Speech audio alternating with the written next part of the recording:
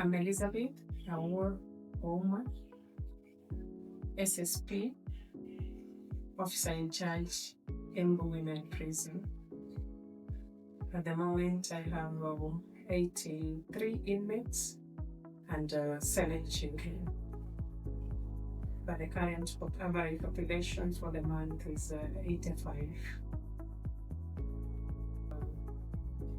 The Thursday comings of crime support paralegals, and also the trainings they did to the officers who are trained on paralegal and the inmates. And I normally call them when we do a chat on that. And at the same time,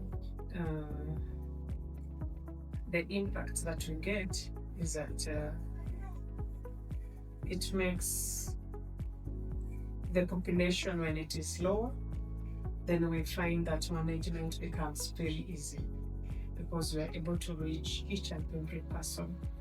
The little resources that we have can be shared with much ease. Yes.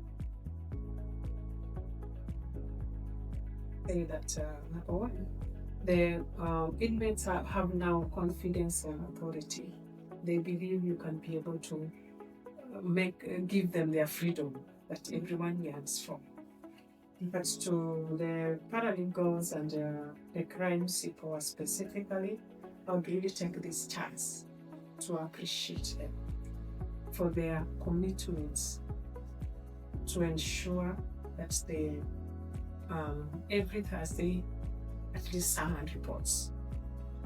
And also, my inmates have always been telling me that when they call, I normally ask them whether they call the paralegals, because the phone is there. As long as the officer can be able to see or know that they are calling a paralegal, they normally tell me they receive their calls. So to me, I would say that is a positive impact, and I believe the same should be escalated to other institutions. You know, everyone yearns for freedom. So once you tell them your freedom lies in knowing your rights, and where your rights limits are, that is where the rights of officers also start. So when a prisoner knows that I'm able to get trainings from the paralegals, that one guarantees her freedom, then automatically they will be very disciplined. I really appreciate the paralegals for training the officers and the inmates. And of course, the ultimate goal is for the inmates to get their freedom, for the ones who can be able to get it. So you find that with a much fewer population that you have, within no time, the prisoners who were trained to be paralegals, you find they become released. So there's that void.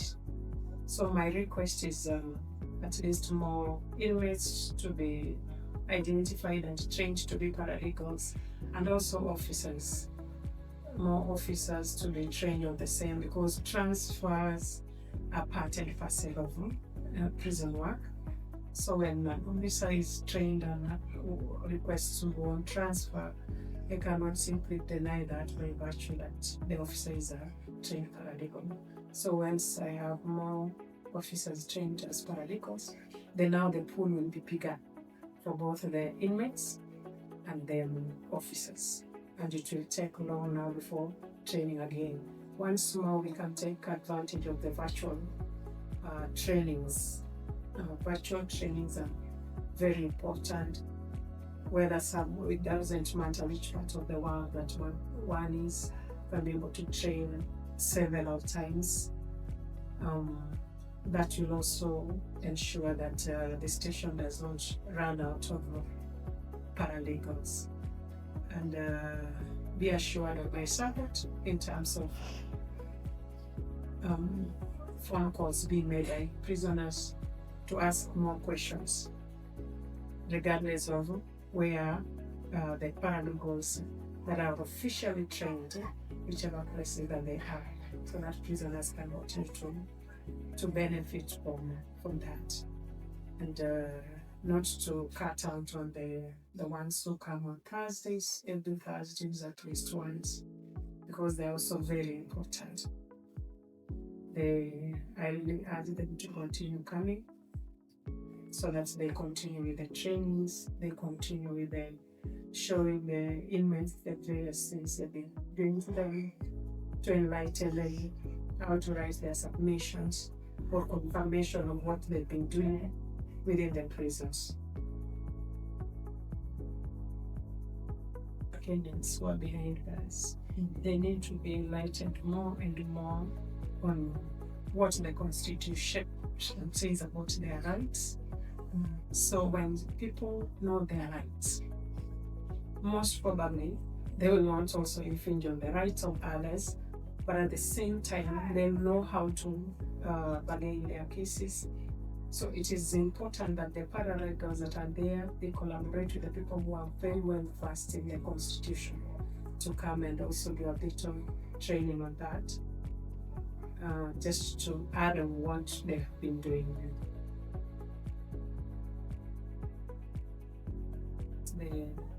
They've been told, they will be told how to take pleas in court. That is after being arrested.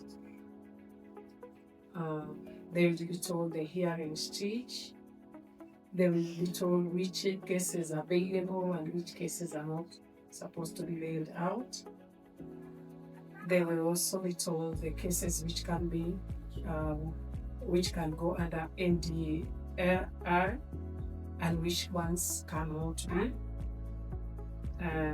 And last but not least, they will also be told how to appeal, which cases can easily go through appeal procedures, the time it will take for the appeals to come out. And I think basically that is the knowledge that each and every inmate needs to know.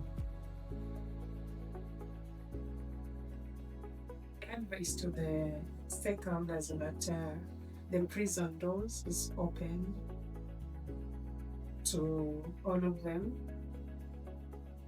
So the parting shot is that they should continue coming, and we highly value their services, and most of the time are welcomed with them with open arms.